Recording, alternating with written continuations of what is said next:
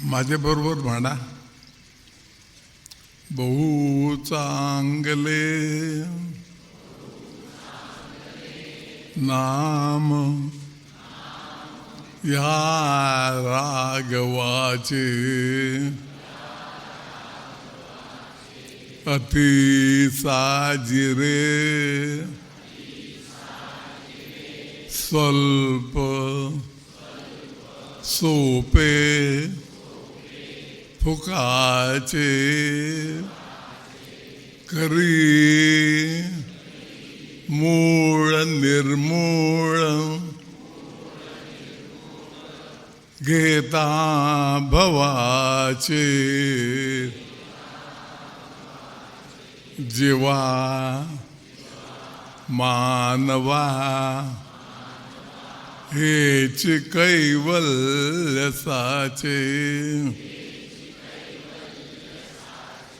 जय जय रघुवीर समर्थ।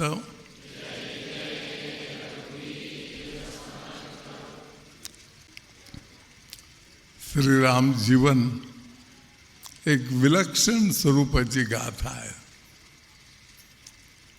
त्यात दिव्यत्व पुरेपूर भरलेलं आहे, पण हे दिव्यत्व स्वतः पुरतं कोडून ठेवण्यात आलेलं आहे। सगळ्यांचा उद्धार केला, दगड धोंडापासून उद्धार केला। अहिल्या शळा राघवे मुक्तिकीत, त्याच्या आधी तिचं जे जीवन होतं ते जीवन श्रीरामाला कळल्याबरोबर ते म्हणाले की तिचा उद्धार करण्यामध्ये मला आनंदच होईल, कारण तिचे दुःख तो तिच्या यातना मी जाणतो। या यातनातून तिला थोडी जरी मुक्ती मिळाली तरीही मी माझं स्वतःचं जीवन कृतार्थ समजेल। केवढा मोठा भाव आहे, विलक्षण भाव एका दगडाविषयी, दगडासारख्या पडलेल्या एका सामान्य स्त्रीविषयी एवढा मोठा भाव स्वयं देवाने प्रतिष्ठित केला, लोकांच्या समोर मांडलं।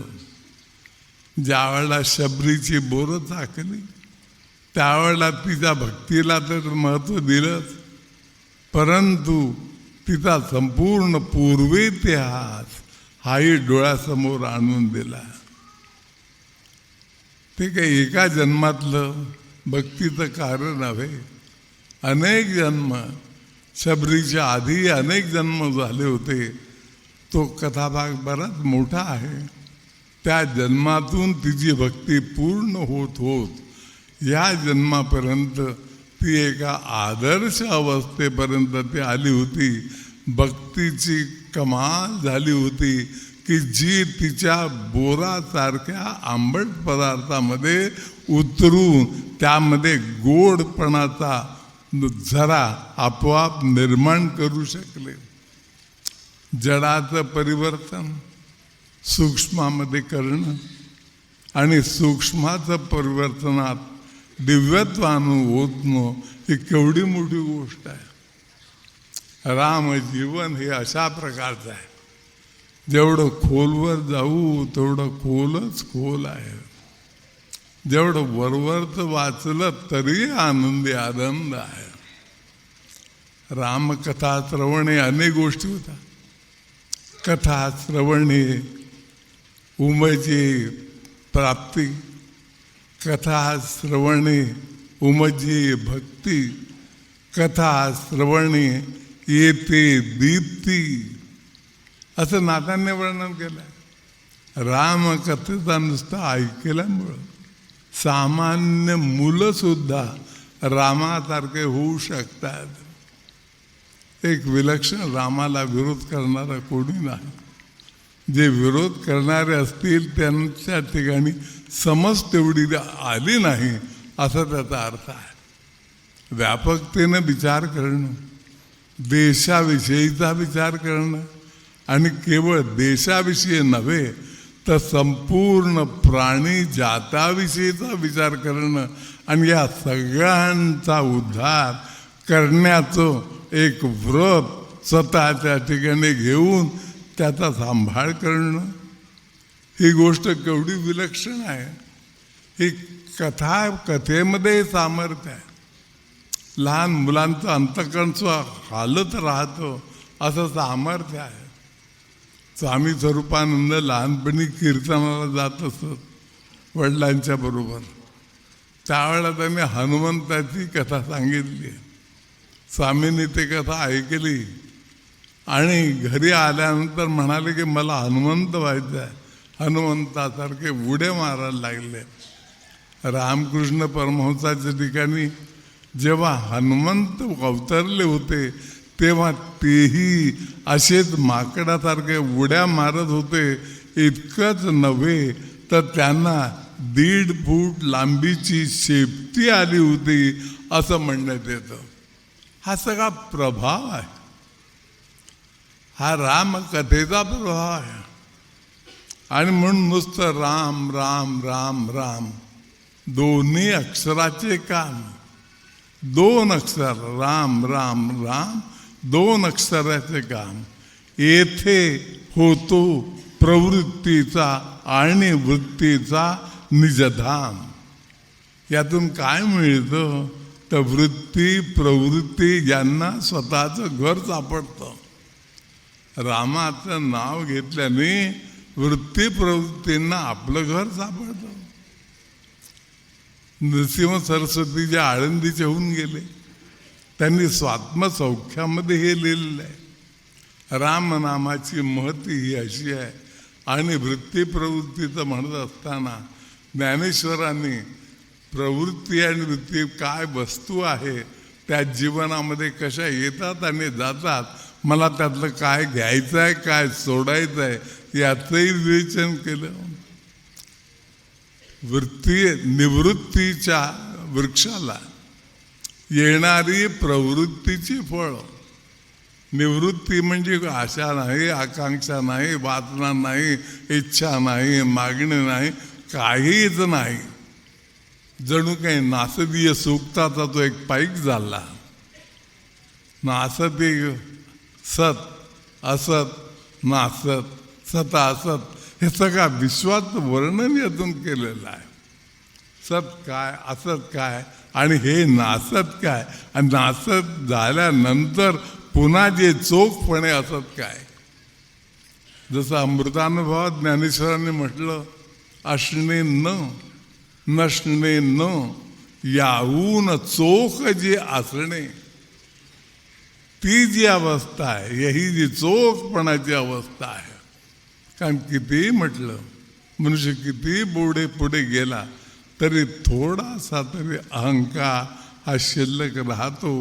त्या अहंकाराला ऑल्दो इगोइझम व्हॅनिशेस, इगोटिझम स्टील रिमेन्स, असं श्री अरविंदांनी सुद्धा म्हटलेलं आहे. इगोइझम माणसाचा अहंभाव निघून जातो, पण तो गेला तरीही इगोटिझम नावाची एक सूक्ष्म अशी वस्तू आहे, ती शिल्लक राहते, तीही निघून जाते. अरे ती काढून टाकण्याचं कार्य, मत कार्य, श्रेष्ठ दर्जाचं कार्य केवळ राम नामाने होतं. राम राम असं म्हणण्यामध्ये म वर जोर दिलेला आहे. मची ख्याती वेगळी आहे, ते ख्याती वेगळीची. आधी कळस मग पाया रे, ही ख्याती वेगळीची असं एकनाथांनी म्हटलं. त्या ख्यातीमुळं असा आहे, वस्तुस्थितीचा थोडा वेगळ्या पद्धतीने विचार केला तर ओम हे सर्व विश्वाचं प्रतीक आहे. त्यामध्ये अ उ म 3 घटक येतात. त्यातला म घटक जो आहे तो अतिव्याप्त आहे. बाकीचे 2 घटक हे अव्याप्त आहेत. आणि हा अतिव्याप्त आहे. अतिव्याप्त हा दोष आहे, पण अतिव्याप्त म्हणजे सर्वंकष आपल्यामध्ये घेणं ही प्रक्रिया त्यात थांबवते. त्यामुळं अतिचा वेगळा अर्थ काढू नये. अति म्हणजे सर्वांचं सर्वश्रेष्ठ. ज्ञानेश्वरांनी त्यात योग्य संबोधन केलेलं आहे. अकार चरण युगुल, उकार उदर विशाल, मकार महामंडल, मंडलाकार आहे. इथून शब्द ब्रह्म कसं तयार झालं ते त्यांनी पुढे सांगितलंय. आपल्याला तूर्त त्याच्याशी कर्तव्य नाही. ओम जो विश्वाला व्यापून आहे, त्यामधलं प्रभावी साधन हे मकार आहे. मकार महामंडल. आणि कसं आहे, त्याला आकार दिलेला आहे. ज्याला आकार नाही, उकार नाही, इकार नाही, त्याला अशा प्रकारचे कुठलेही विकार नाही, त्याला आकार दिलेला आहे. आणि तो आकार म्हणजे माणसाच्या कवटीचा आकार आहे. डोकं महामंडल मस्तकाकार आहे. हे मस्तक म्हणजे परब्रह्म जे विश्वव्यापी आहे, ज्यामध्ये स्वर्ग हा एक लहानसा तुकडा आहे की जे आपण जास्त त्याला मिळवण्याचा प्रयत्न करतो. म्हणून तो मकार हा पुन्हा मला माझ्या कवेत घेता येईल अशा पद्धतीनं मी ज्या वेळेला त्याला जवळ ओढतो, त्यावेळेला तो मग नुसता नाच शिल्लक राहतो. फक्त नाच शिल्लक राहतो. आणि तोही मी कुठे ऐकावा, बाहेरून ऐकावा नाही. त्याला बाहेरचे कान लागत नाहीत, त्याला अंतर करणं सुद्धा लागत नाही, त्याला काहीही न लागत नाही. ध्वनी वीण होतो निर्माण नाद. ध्वनी नसताना नाद निर्माण कसा होतो, ही किमया सोहम तू शिक, असं स्वामी स्वरूपानंदांनी म्हटलेलं आहे.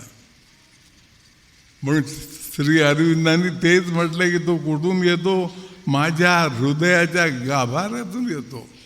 त्या हृदयाच्या गाभाऱ्यापाशी मी गेलो तर मी मकार ऐकू शकतो, अन्यथा ते कदापि शक्य नाही, कोणालाही शक्य नाही. अशा प्रकारचा असलेला तो मकार हा हृदयामध्ये मी जेव्हा सामावतो त्यावेळेला त्याला रम असा तयार होतो. हा मकार आहे. पण हा कसा हृदयातून, हृदय मकार पूर्ण, ज्ञानपूर्ण, आनंदपूर्ण, शांतीपूर्ण अशा प्रकारचं जे तयार होतं ते माझं हृदय होतं. कारण आत्ता हृदय तसं नाही, ते पाचामध्ये पुन्हा विभागलं गेलेलं आहे. आणि प्रत्येकामध्ये निर्णय पद्धतीनं अहंकार आतमध्ये शिरतच राहतो, अशी त्याची अवस्था आहे.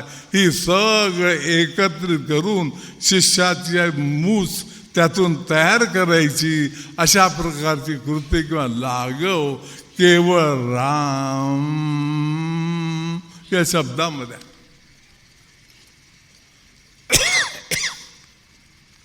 समर्थांनी मोठ छान सांगितलं.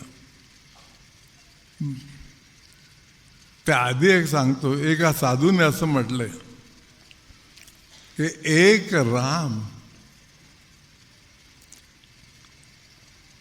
दशरथ का बेटा, एक राम घट घट में बैठा, एक राम का सभी पसारा, एक राम है जग से न्यारा. स्वतःच उत्तर दिलं. संत कनवळ असतात, कारण त्यांना माहिती आहे की लोकांना किती सांगितलं ते क्षणोक्षणी ऐसा करावा विचार, काय बे कोठुईला जन्म आलो, असं क्षणाला विचार करा. स्वामी सांगून घेतले. स्वामीच्या अनुग्रहित म्हटले तरी कोणीही तो विचार करत नाही. अरे मी माझं मूळ पाहायला हवं, मी कधी पाहण्याचा प्रयत्न करत नाही. आणि मूळ म्हटलं मी नदीचं मूळ, रुचीचं कूळ कधी पाहू नये अशी म्हण आहे आपल्यामध्ये. पण थोडा ते म्हण बाजूला ठेवा आणि मी स्वतःपुरतं मर्यादित करून मी स्वतःचं मूळ बघूया.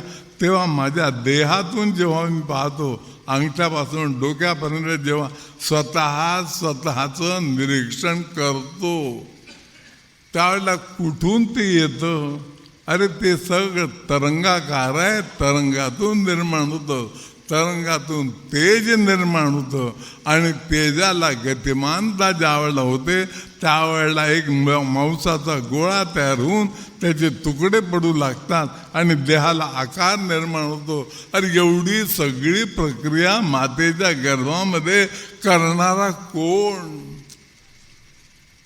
कोणे केले बाळा दुग्धाची उत्पत्ती, वाढवी श्रीपती सवेदी.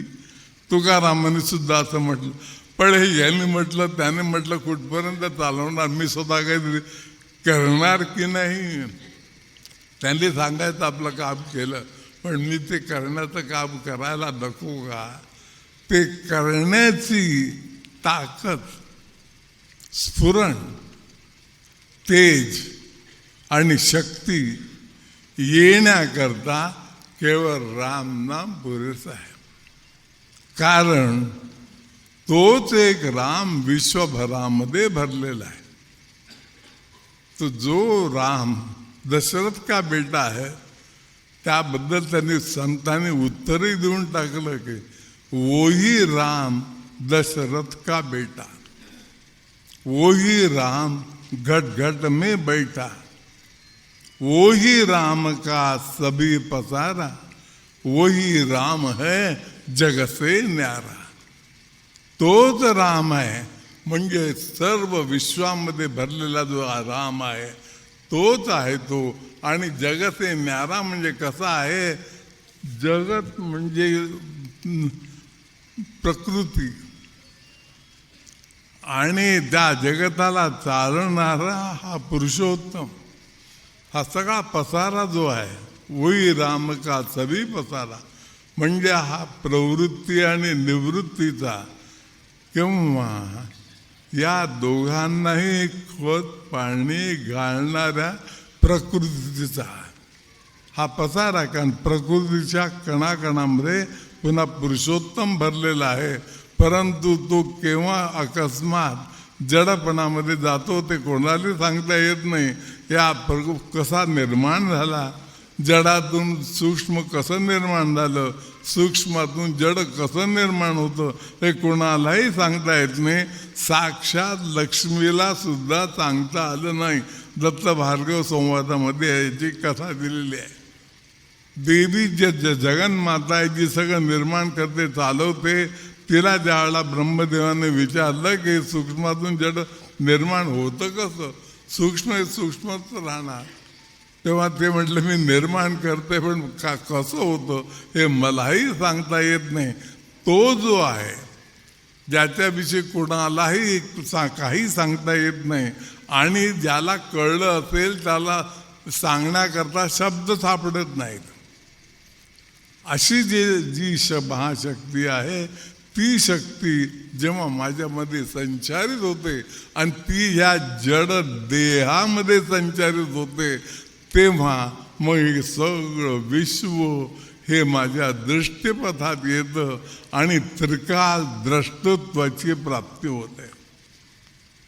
या साधनेतून हे सगळं सूत्र सोहम साधनेमध्ये उत्तम रीतीनं गाठल्या जातं. किंबहुना ते आपोआप येतं, स्वय येते गरजत.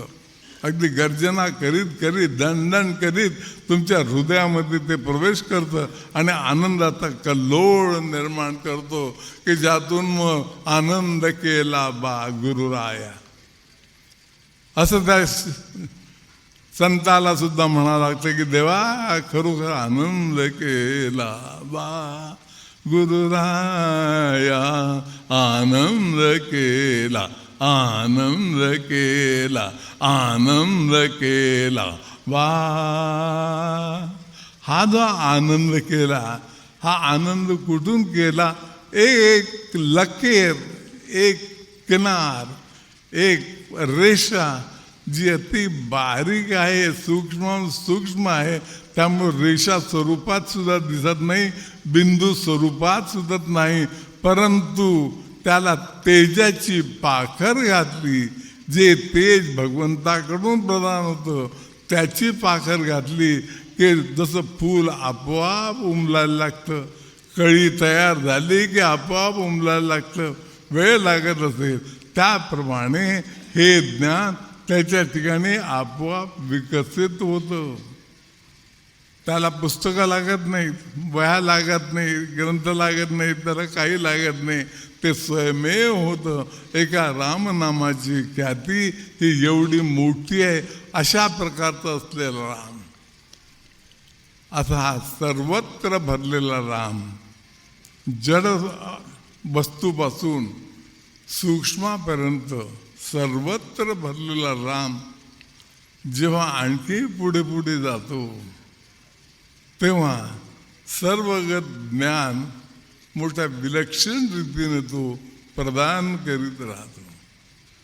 एक घटना अशी घडली की एक साधू होता, भगवे कपडे अंगावर घातलेला असा साधू होता. साधुत्व त्याच्या ठिकाणी कितपत होता हा प्रश्न आहे, परंतु भगवे कपडे वरचा परिवेश मात्र बदललेला होता. एक दिवस आता घरातून बाहेर भटकत असताना तो रोज प्रयागला, जो यमुनेचा संगम आहे, त्या संगमाच्या एका तीरामधून रोज संध्याकाळी जात असे. एक दिवस त्याला असं दिसलं की ते नावाडी होता. याच्या मनात अनेकदा आलं की मी एका गंगेच्या एका तीरावरून आतमध्ये जातो, पुढची तीर मला माहीत नाहीत काय आहेत ते, पण दाट रान आहे, जाणे जरा अवघड आहे, आणि गंगा खूप खोल आहे तिथे, कारण ते गंगा येऊन संगम होतो, पाणी दुप्पट होऊन जातं, त्यामुळं आपल्याला जाणं शक्य नाही पाहणं. पण मनामध्ये ती इच्छा तशीच राहिली. एक दिवस अकस्मात त्याला एक नावाडी तिथे दिसला, आणि तो नावाडी याच्याकडे आला, म्हणाला बाबूजी चलना है. तो म्हणाले हाँ, मेरे मन में तो जरूर है कि चलना है, लेकिन तुम कैसे जानोगे, कैसे जान लिया, तुला कसं कळलं. त्यावेळेला तो म्हणाला वो छोड़ो बात, अगर आपको चलना है तो मेरे साथ चलिए, मैं आपको ले जाऊंगा, और उधर एक साधु है, उस साधु से आपकी मुलाकात कर दूंगा. हा आश्चर्यचकित झाला, अकस्मात हे सगळं ऐकल्यामुळं निघाला, होडीमध्ये बसला आणि बसून पुढच्या तीरावर गेला. तीरावर हा उतरला, तशी बोट त्यांनी एका खुंट्याला बांधली आणि हा नावाडी त्याच्याच बरोबर खाली आला. त्याचा हात धरून पुढे गेला. एक डोंगर होता, डोंगर चढला, त्याच्या पुढे दरी होती, त्या दरीमध्ये शिरला. दरीमध्ये तिथे एक गुहा त्याला दिसली, त्या गुहेत गेला. गुहेमध्ये गेल्याबरोबर गुहा बंद, दार बंद होती. त्याने असं ठकठक केलं, दार उघडलं. आतमध्ये एक साधू होता, निर्वस्त्र साधू होता, नुसता बसला होता उघडा बंब तिथे आतमध्ये. खायला काही नाही, प्यायला काही नाही, राहायला काही नाही, काही कशाचा पत्ता नाही, पण नुसता असा एकटा त्या तिथे तर राहत होता. ते सगळं पाहिल्याबरोबर त्याला आश्चर्य वाटलं. तो साधू म्हणाला आओ आओ, म्हणाला यहाँ कोई आते नहीं है, तुम आए हो, बड़ी अच्छी बात है, तुम्हारा समय आया इसलिए तुम इधर आ गए हो, तुमची उद्धाराची वेळ आली म्हणून तू इकडे वळलात. ज्याची उद्धाराची वेळ येते त्याला परमेश्वर बरोबर आपल्याकडे कुठल्या तरी निमित्ताने खेचून घेतो. अशा रीतीनं परमेश्वराची कृपा होते. कृपा झाल्याशिवाय मनुष्य अध्यात्माकडे सुद्धा वळत नाही. भगवंताची कृपा होणं पहिला भाग, तिकडे वळणं दुसरा भाग, आणि त्यात मग उत्तम प्रकारचं प्रावीण्य मिळवणं अनुभवाचा भाग नंतर येतो आपोआप. परंतु निदान शब्द प्रावीण्य जरी आलं भावनांचं प्राधान्य आलं, समज बऱ्यापैकी वाढली तरी खूप झालं. अरे गुरुकृपा, आपण नुसतं राम म्हटलं तर आनंद मला आहे, तुम्हाला कदाचित येत नसेल, पण तुम्ही रामाचं नाव घेतलं, तुम्ही साधना केली. आता इथं राम राम म्हटलं ना मी, रामाचं नाव तेच प्रत्येक देवदेवतेचं नाव. म्हणजे रामच म्हणायला पाहिजे, नाही तर मग दुसरं तसं नव्हे. रामाचं घ्या, कृष्णाचं घ्या, शंकराचं घ्या, गणपतीचं घ्या, देवीचं घ्या, दत्ताचं घ्या, कुठलंही नाव घ्या. नाम हे नाम आहे, तेजस्वी आहे, सामर्थ्यवान आहे, तुम्हाला सगळं काही देणार आहे, अत्यंत विशाल आणि महामंगल अशा प्रकारचं ते एक महत्तम सूत्र आपल्याला भगवंतांनी बहाल करून दिलेलं आहे. असं हे तो साधू ते सगळं पाहिल्यानंतर मोठा आश्चर्यचकित झाला. मग म्हणाला की अरे तुम्हारे गले में क्या है. त्याने एका धाग्यामध्ये एक ताईत अडकवलेला होता. तर त्याने तो ताईत काढला धाग्यामध्ये, म्हणाला माझ्या आईने हा ताईत माझ्या गळ्यामध्ये बांधला आणि मग तो काय मला माहीत नाही, पण मी तो सांभाळला. तो ताईत काढला आणि त्यामध्ये ते एक चित्र कोरलं, चांदीचा ताईत होता, त्यात चित्र कोरलं होतं. ते जिवतीचं चित्र होतं. जिवती म्हणजे 5व्या दिवशी लक्ष्मी येत असते आणि त्याच्या जन्मानंतर 5व्या दिवशी 5 दिवसाचा तो असताना त्या दिवशी रात्री अशी प्रथा आहे, विदर्भात वगैरे तर आहे, तर की तिथे कागद ठेवतात, पेन्सिल ठेवतात आणि ती जिवती येते. जिवती म्हणजे भाग्यरेखा निर्माण करणारी देवता. तर ती जिवती येते आणि ती बरोबर त्याचा हे लिहून ठेवते. त्याप्रमाणे आयुष्यात घटना तिच्या घडत असतात. तोपर्यंत भाग्य वगैरेचं काही नसतं, अशी समजूत आहे, कल्पना आहे. सत्यही असेल, मी त्याचा विरोध करत नाही. तर ती जिवती होती, ती पाहिली, त्या साधूने पाहिली. अरे ये तो म्हणाले माता है, ये स्वयं तुम्हारे गले पर है, क्या तुम गाना बजाना जानते हो. तो म्हणा हाँ थोड़ा थोड़ा जानता हूँ, गाओ. आणि त्याने ते गायला सुरुवात केली तर आपोआप सूर निर्माण झाले आणि मौज अशी झाली की वाद्य जी आहे ते आपोआप कुणी न येताना त्या ठिकाणी वाद्य आपोआप वाद्याचे नाद निर्माण झाले. एका झोपडीमध्ये वाद्य निरनिराळ्या प्रकारची वाद्य वाजतायत, अगदी ऑर्केस्ट्रा तयार झाला आणि ते सगळं ऐकून धुंद झाला. त्याच्या मनामध्ये आलं की अरे माझ्या आईने लहानपणी जिवती घातली, माझं कधी लक्ष गेलं नाही की माझी आई अडाणी म्हणून सोडून दिलं, परंतु तिला जिवती का घातली, घालण्याची प्रथा तरी का निर्माण झाली, कशापोटी झाली. अरे एखाद्या गोष्टीला त्याज्य समजणं सोपं आहे, पण रहस्य समजणं अवघड आहे. हे रहस्य समजण्याची किंवा ज्याच्या ठिकाणी असते त्याच्या ठिकाणी ईश्वराची कृपाच व्हावी लागते, ती झालेली असते. तो साधूंनी त्या दुसऱ्या साधूला असा अष्टांग नमस्कार केला आणि मग अच्छा मैं चलता हूँ, देर बहुत हो चुकी है. तो म्हणाले ठीक है जाओ, लेकिन इस ज्योति को मत छोडो. आपल्याकडे प्रथा आहे, सकाळी उठल्याबरोबर दोन्ही हाताकडे पाहायचं, दोन्ही हाताकडे पाहून आणि मग कराग्रे वसते लक्ष्मी, करमध्ये सरस्वती, करमूलेत गोविंदम, प्रभाते करदर्शनम असं म्हणायचं. समुद्रवसने देवी, पर्वतस्तनमंडले, विष्णुपत्नी नमस्तुभ्यम, पादस्पर्शम क्षमस्व मे.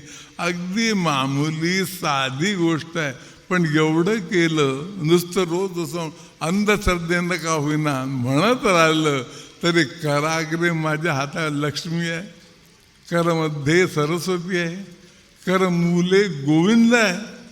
अरे लक्ष्मी सरस्वती गोविंद परमेश्वर म्हणजे साक्षात दैवी धन अफाट प्रमाणामध्ये माझ्या हातावर स्वतः देवीनी कोरलेला आहे.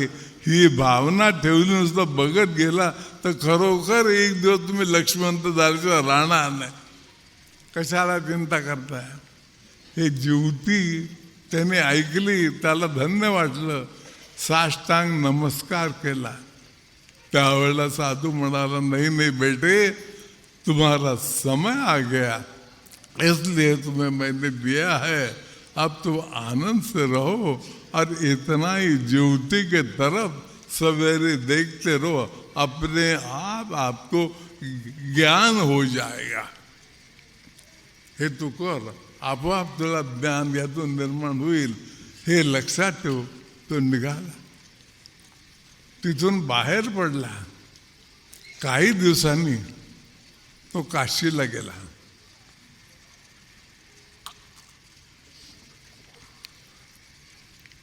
प्रत्येक बाबतीमध्ये भ्रष्टाचार वगैरे, लबाड्या वगैरे सगळं आहेतच जगात.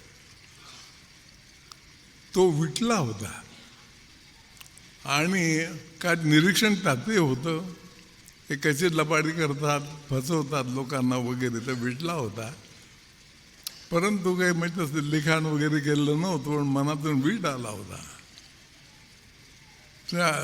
तिथं नदी गंगेच्या काठी चालत असताना दुपारची वेळ झाली होती. त्याला भूक लागली होती. कुठे काही खायला मिळेल का म्हणून पाहायला आजूबाजूला, जवळ दमडी नाही. आणि एका ठिकाणी रांग दिसली.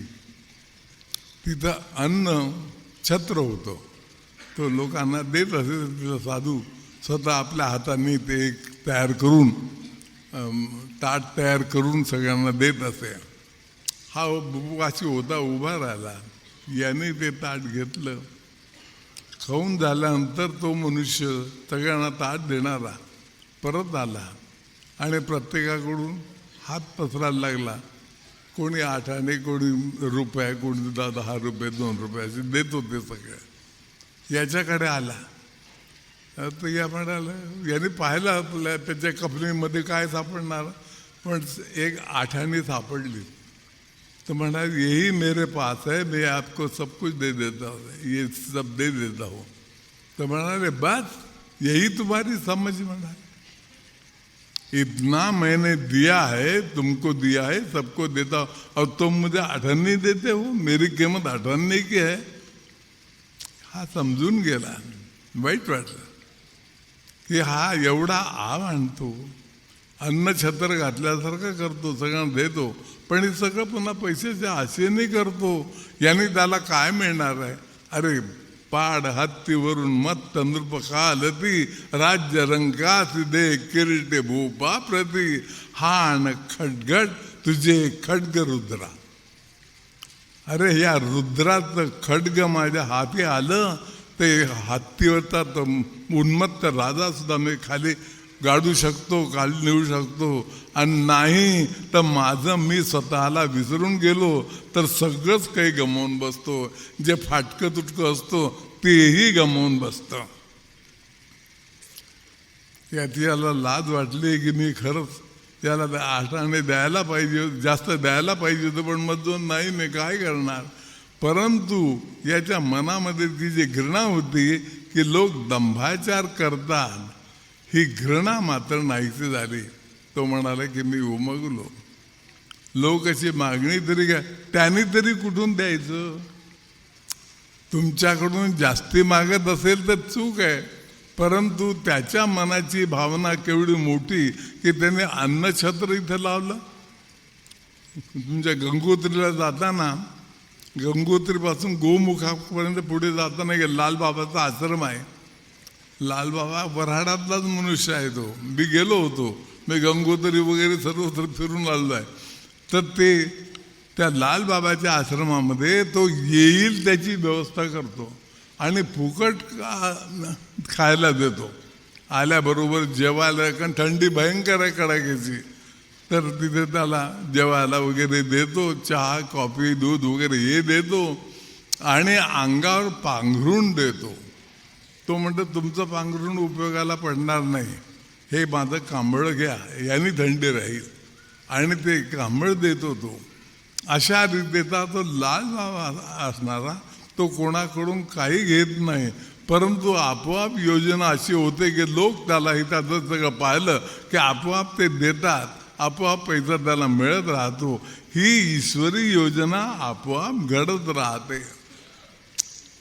म्हणून याच्या मनात, साधूच्या मनात विचार असा आला की माझ्या मनात जे घृणा होती की तो अपेक्षा करतो, तसं नाही. प्रत्येकाचं भाग्य लिखित वेगळं आहे. कोणालाही कुठल्याही प्रकारे दूषण देऊ नये, हे शहाणपण मी त्याच्यापासून शिकलो. कारण जगाचं स्वरूप आहे. आपण सहज बोलता बोलता कोणावर दूषण देतो, निंदा टीका वगैरे करतो, हे सगळं सातत्याने सगळं चाललेलं असतं.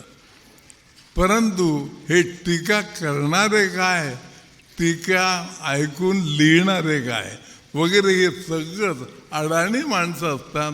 यांना खरी उमज नसतो. म्हणून कोण मी कोठील कागा जन्म यावे, घडोघडी ऐसा करावा विचार. काय ते माईक, काय सत्य. घटना साधी असते पण त्यातली माईकता किती आणि त्यातलं सत्य किती. कारण सत्याकडे मला जायचं आहे. सच्चाई की राह चलो रे जब तक जीवन ज्योत जले. म्हणून सत्याचा मार्ग कुठं आहे तो मी अखेरपर्यंत शोधायचा. आणि कुठं बाहेर नाही, बाहेर सापडणार नाही, आतच सापडेल. निदान ती बॅटरी तरी मला आतून मिळेल. त्या बॅटरीच्या साह्याने जो उजेड पडतो, त्या उजेडातून मला सगळं विश्वाचं दर्शन होतं.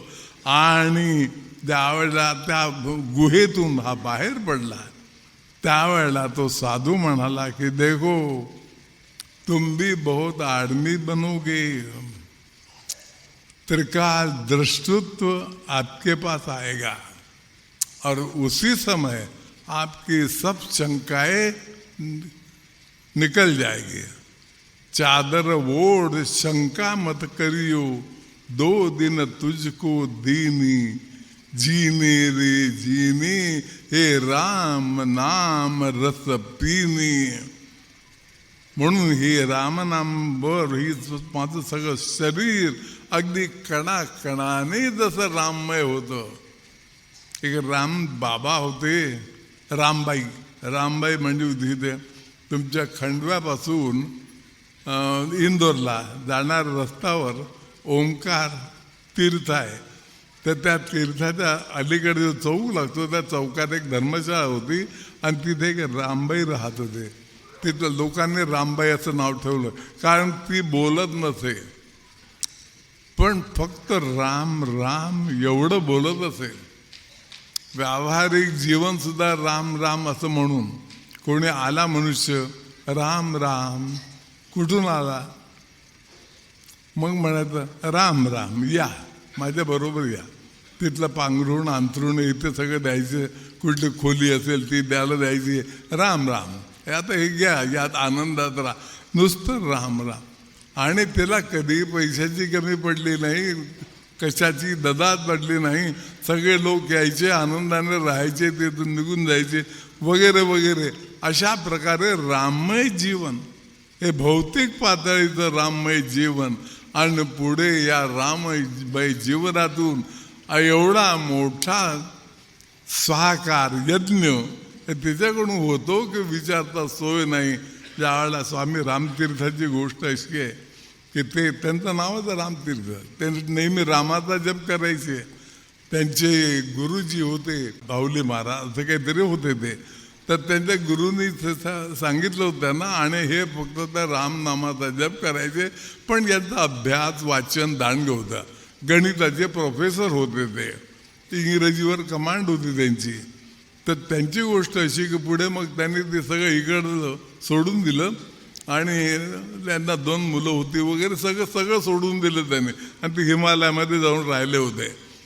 तिथे जाऊन राहिले त्यावेळेला तिथं मोठमोठाले नाग निघत असत. असे आणि ते नाग यायचे म्हणजे 30-35 फुटावरून एखादी शेळी असली तर श्वासाने तो नाग त्या शेळीला ओढून घेत असे. अगदी गाय बैलसारखे असले तरी ओढून घेत असे. एवढी मोठी ताकद ह्या त्या अजगरांमध्ये असायचे.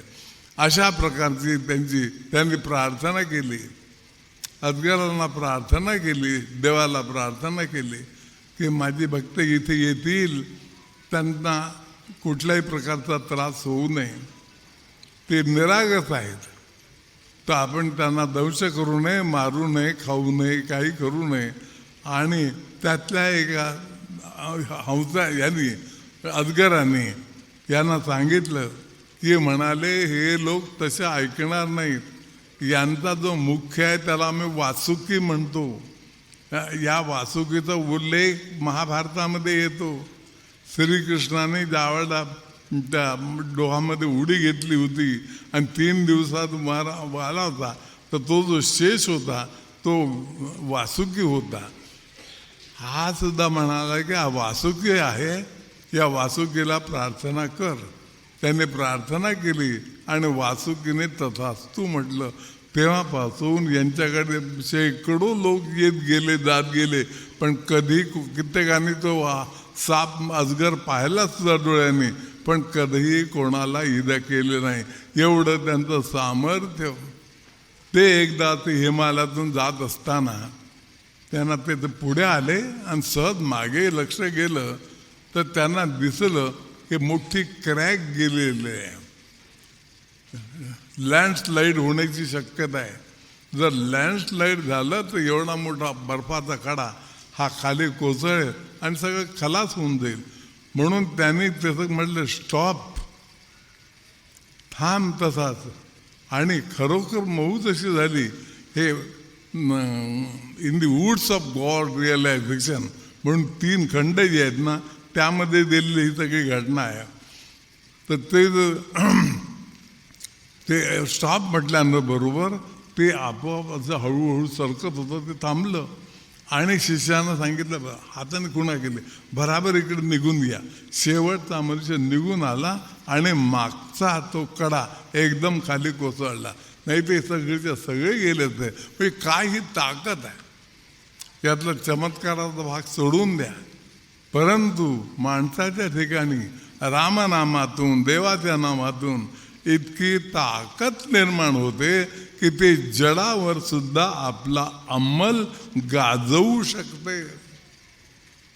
अशा रीतीनं या रामनामाची ही महती आहे. त्या रामनामाची महती गाण्याकरता म्हणून जरूर रामायण वाचा. रामनाम परमजप, रामनाम परमतप, नामे निरसे पुण्यपाप, नाम निर्विकल्प समाधी. इथपर्यंत एकनाथांनी वर्णन केलेलं आहे. म्हणून ही जी निर्विकल्प समाधीकडे आपल्याला जायचं. जे सांगायचे सोम मार्गे जाती ते सर्व पावती, विश्वातील अनुभूती श्रेष्ठजन्य. अशा प्रकारचे त्याला हे आशीर्वाद दिलेला आहे, प्रतिज्ञाही केलेली आहे. असो तर अशा पद्धतीनं हे काहीतरी स्फुरण माझ्या मनामध्ये आलं आणि हे लिहावं. ते लिहायला घेतलं. त्या निमित्तानं का होईना पण हे लिहिलं झालं. आणि लिहित असताना तुम्हाला सांगतो, जसा तिकडे माझा ताप वाढायचा, त्रास वाढायचा, ओकारा यायचा, तसा स्फुरण यायचं. एका बाजूला लिहिण्याचं स्फुरण लिहायला बसलं की उलटी आतून मळमळ सुरू व्हायची. जाऊन यायचो, पुन्हा बसायचं, लिहायचं. हे सुद्धा आले आणि विविध स्वरूपाची अनेक प्रकारची दर्शनं घडली. राम कोणाला विन्मुख पाठवणार नाही, कोणाही भक्ताला परका लेखणार नाही. त्यांनी सगळ्यांचा असा दगडा बापासून सगळ्यांचा उद्धार केला. नराचे नारायण सगळे करून सोडले आणि व्यावहारिक जीवनामध्ये सुद्धा योग्य ते प्रबोधन त्यांनी केलं. एक सहज कथा अशी आहे की एका रेल्वे प्लॅटफॉर्मवर गाडी यायची होती म्हणून तिथं हे अंथरून टाकून सतरंजी वगैरे टाकून एक मनुष्य पडला होता. त्याचा नियम असा होता की जरा वेळ मिळाला की वाल्मिकी रामायण वाचायचं. त्याप्रमाणे तो वाचत बसला होता. तिकडून काही टोळके गेले.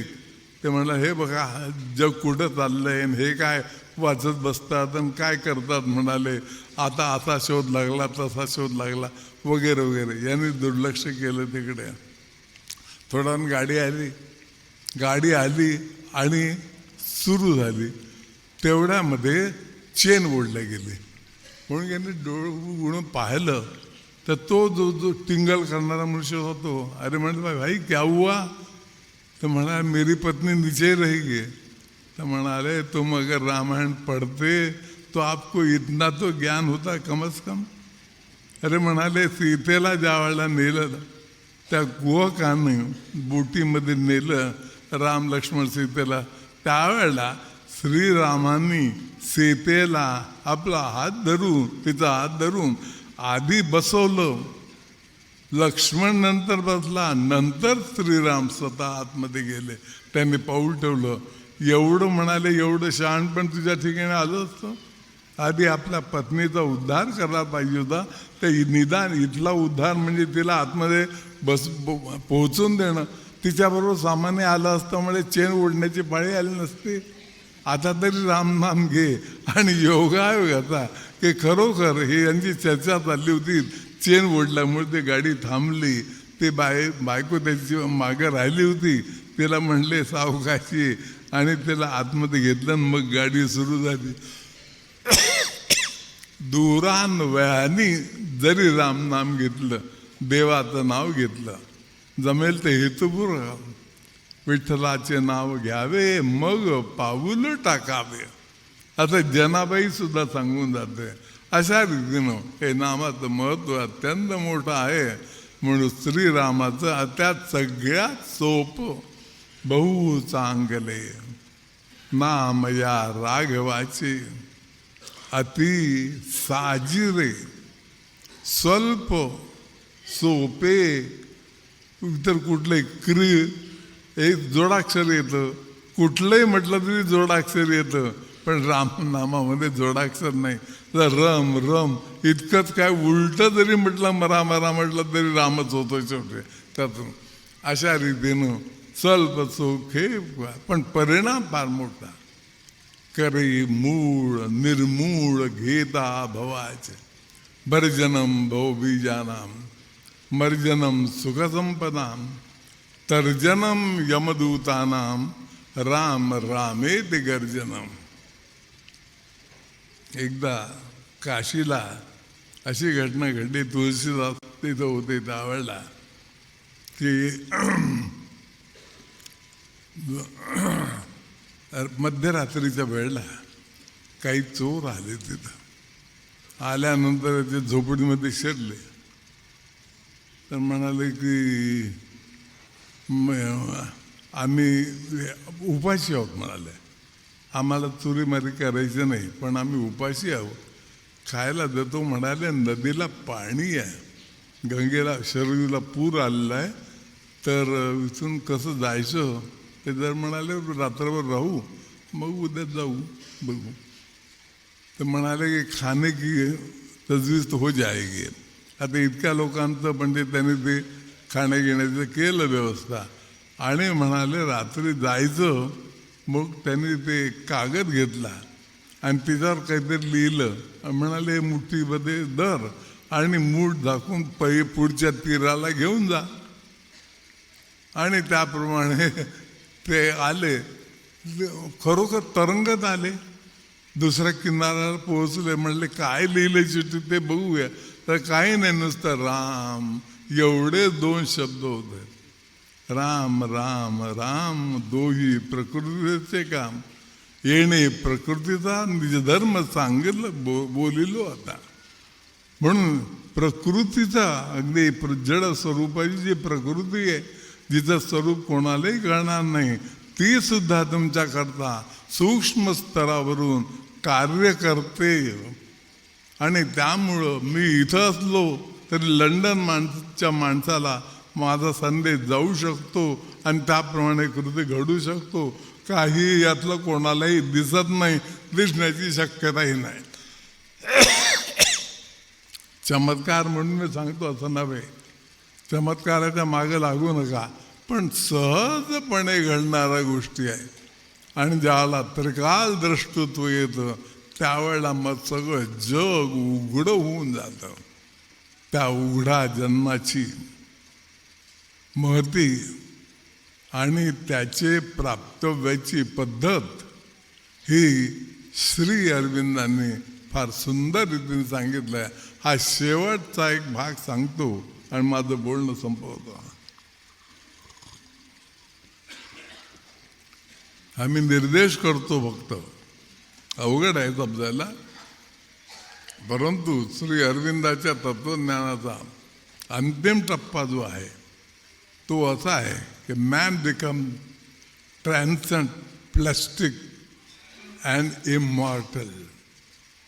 आणि दुसरं सूत्र सांगितले, birth without sex process. Synthesis of योगमध्ये या सगळ्यात सूक्ष्म विश्लेषण, विलक्षण स्वरूपाचं विश्लेषण हे त्यात केलेलं आहे. आणि डिव्हाइन लाईफमध्ये या सगळ्याची सांगता केलेली आहे. मग लाईफ म्हणजे काय, बॉडी म्हणजे काय, बॉडीचं मेकॅनिझम कशा प्रकारचं आहे, सिंथेटिकली बॉडी कशापासून, कार्बनच्या कुठल्या टप्प्यापासून फॉर्म होते वगैरे वगैरे, ह्या सगळ्या गोष्टीचा खुलासा अगदी निरनिराळ्या प्रकारची उदाहरणं देऊन केलेलं आहे. आणि सगळ्यात उत्कृष्ट निवेदन की वैश्विक सत्याचा अधिपती आहे तो सत्यवान. आणि पृथ्वी जी आहे, पृथ्वी जी सत्याच्या आधारावर चालते किंवा सत्यापासून दूर गेलेली असते तरी तिला खेचून आणून पुन्हा पूर्ववत करणारी ती जी आहे ती सावित्री. अशा प्रकारचा खुलासा अगदी लोकोत्तर स्वरूपाचा हा सगळा भाग आहे. हाही त्यांनी सांगितलेलं आहे. इथपर्यंत आपलं तत्त्वज्ञान गेलं आहे. भारतीय तत्त्वज्ञानासारखं श्रेष्ठ तत्त्वज्ञान जगात नाही. हे बोलतो यात अहंकार नाही, कोणाची टीका करायची अशातला भाग नाही, पण ही सत्य वस्तू आहे. दुर्दैव असं की आम्हालाच विसरलो. आमची श्रेष्ठता, आमची शक्ती, आमचं काय, आम्ही केवळ क्षुद्र स्वार्था करता. म्हणून हे विसरलो, तसं होऊ नये. त्यांना सबको सन्मती दे भगवान, हे तर जरूर प्रार्थना म्हणायची आणि त्याकरता परमेश्वराचं नामस्मरण करायचं. ती योजना, तो योग मला माझ्या पापाचं प्रायश्चित्त देऊन आणि पुन्हा माझ्या ठिकाणी भगवंताने ओतून दिलेली आहे आणि ते माझ्या हृदयामध्ये ओतून दिले आहे. याचा मला किंचित म्हणाला तरी हरकत नाही, पण गर्वही आहे. जे घडलंय ते अतिशय चांगलं घडलंय. आणि सगळ्यात चांगलं असं म्हणत असताना हा एक ग्रंथ माझ्याकडून लिहिण्यात आला. एकनाथ महाराजांची योग्यता अफाट. फार नाथाचे उच्छिष्ट मी प्यालो. नाथा खरोखरच म्हणजे नाथांनी जे जे ग्रंथ लिहिले ना त्या ग्रंथाचा अनुवाद मी केलेला आहे. भागवती आहे आणि हे आता रामायणही झालेलं आहे. हे रामायण भागवतावर लिहायला रामाने प्रवृत्त केलं आणि रामावर लिहायला श्रीकृष्णाने प्रवृत्त केलं. अशा प्रकारची ती जोडी आहे. विलक्षण राम रमैया रे, कृष्ण कन्हैया रे, अशा प्रकारची जोडी फार विलक्षण आहे. जीवनामध्ये आनंदी आनंद माझ्या निर्माण केला. तुमच्याही जीवनात असाच आनंद निर्माण होईल याची खात्री बाळगा आणि पाऊल टाका. शेवटी आशीर्वाद द्यायचा. मी माझा आशीर्वाद काय देऊ, त्यात अहंकाराची बाधा होईल. म्हणून माझ्या स्वामींनी सगळ्यांना जो आशीर्वाद दिला आहे तोच मी तुम्हाला देतो.